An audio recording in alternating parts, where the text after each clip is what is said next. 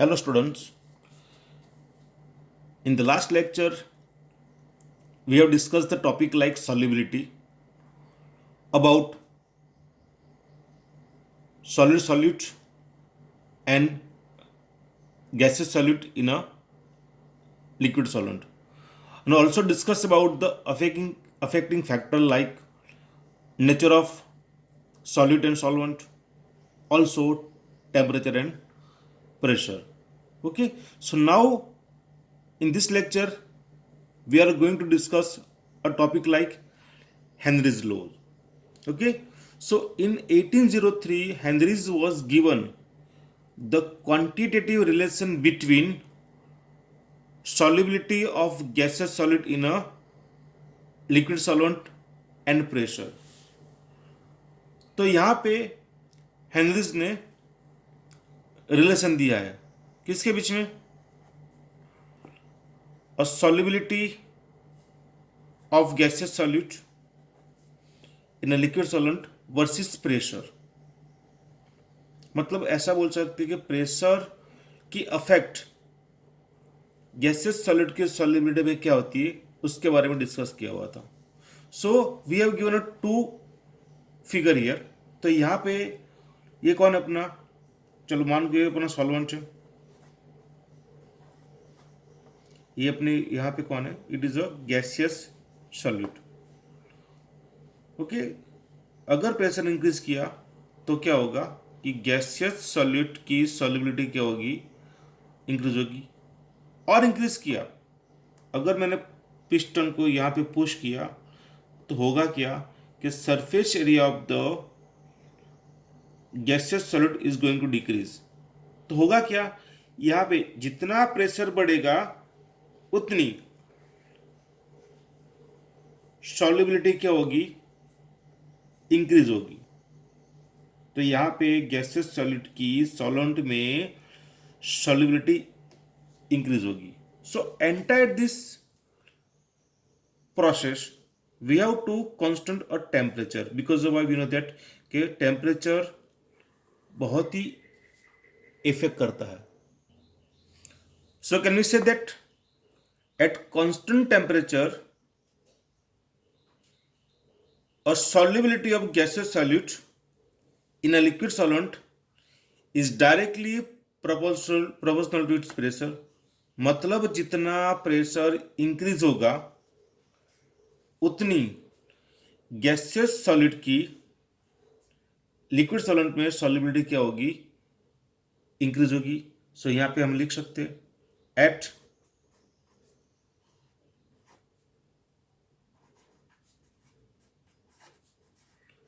Constant temperature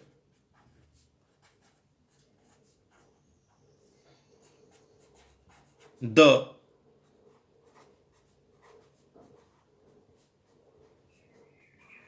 solubility of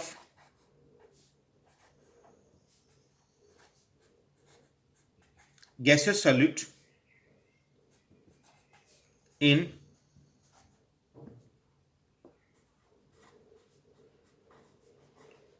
liquid solvent is directly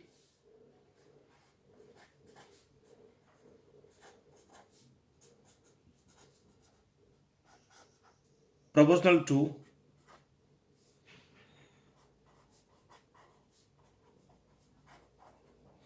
pressure of gaseous solute. Mean to say what, अगर constant temperature पे pressure increase किया तो gaseous solute की liquid solvent में solubility increase होगी. So during the same period, Dalton also proved that a solubility of gaseous solute in a liquid solvent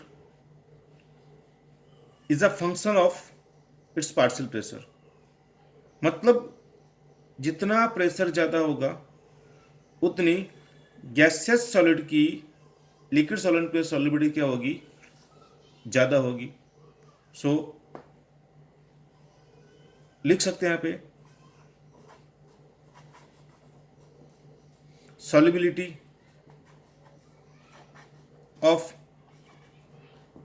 gaseous solute in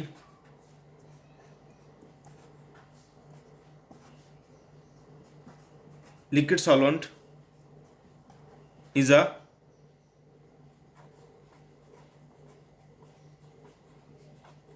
function of the partial pressure of that gas।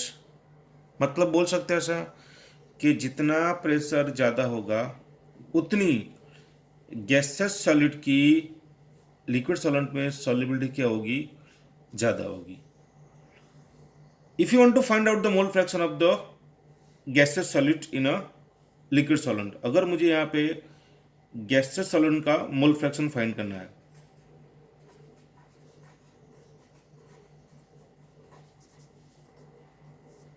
Mole fraction find करना है,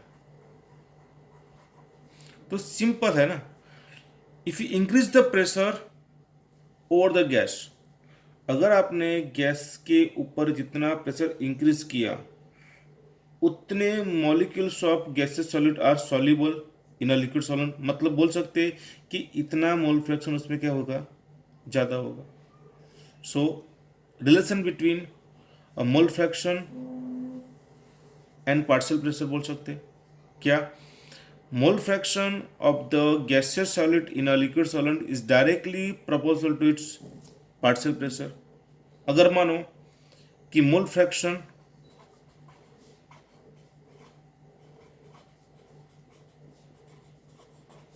having in a liquid solvent is X and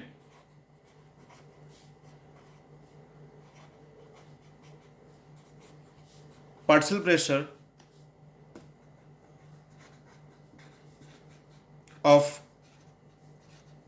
gas is going to PA, यहाँ पे हो गया चलो X से।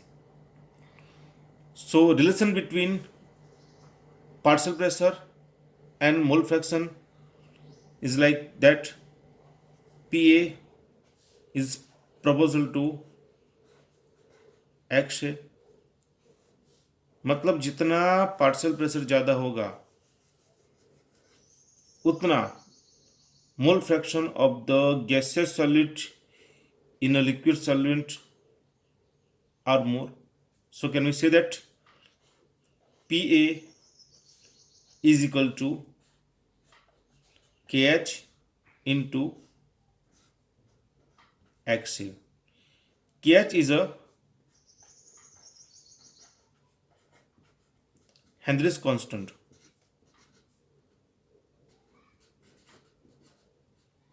NT। तो ये फॉर्मूला बेटे एग्जाम्पल के बहुत ही इंपॉर्टेंट है। मतलब बोल सकते हैं कि mole fraction of the gaseous solute in a liquid solvent is directly proportional to its partial pressure. So here we proven that PA is equal to KH into XA। XA क्या है बेटे, mole fraction of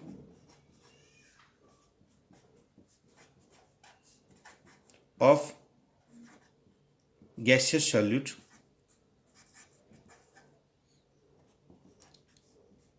in liquid solvent। P कौन है, it is a partial pressure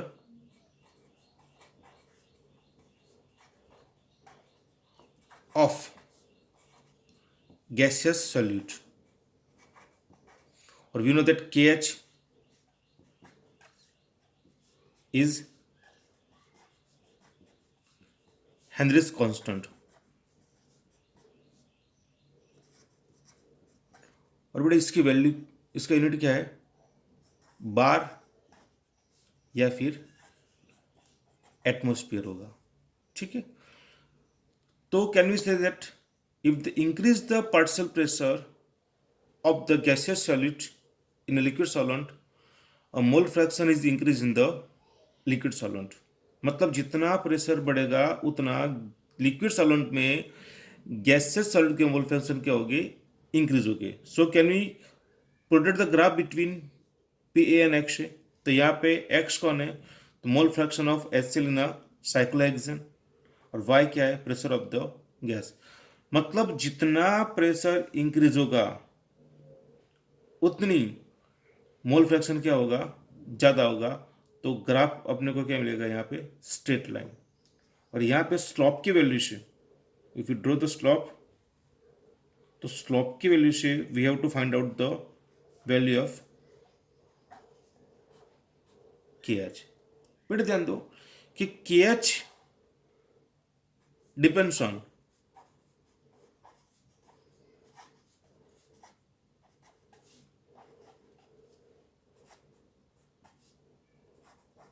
nature of the gas.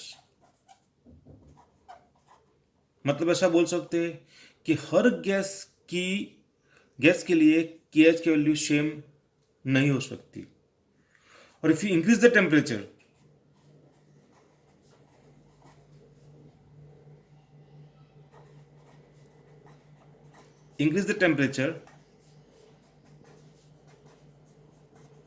the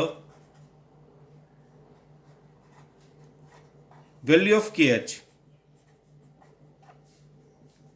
is going to increase। और ये increase होगी ना, then solubility of gas is going to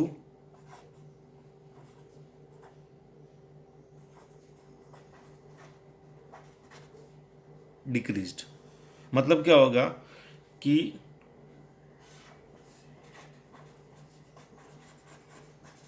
decrease होगी।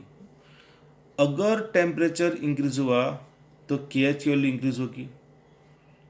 मतलब relation between two KH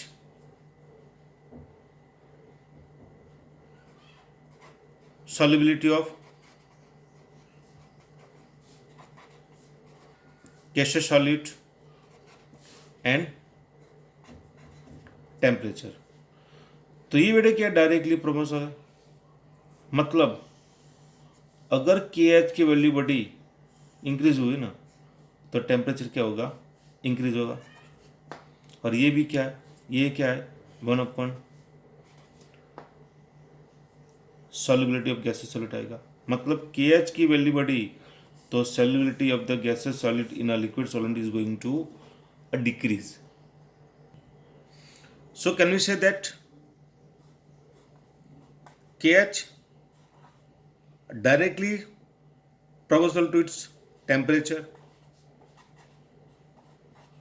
and also KH proportional to 1/,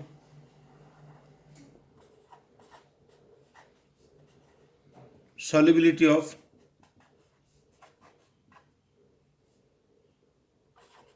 gaseous solid in liquid solvent। मतलब बोल सकते हैं अगर KH की वैल्यू इंक्रीज हुई ना, तो गैसेस सॉलिड की लिक्विड सॉल्वेंट में सॉल्युबिलिटी क्या होगी, डिक्रीज होगी। सेम एज अगर टेम्परेचर इंक्रीज हुआ तो भी क्या होगा, proportional to 1/, solubility of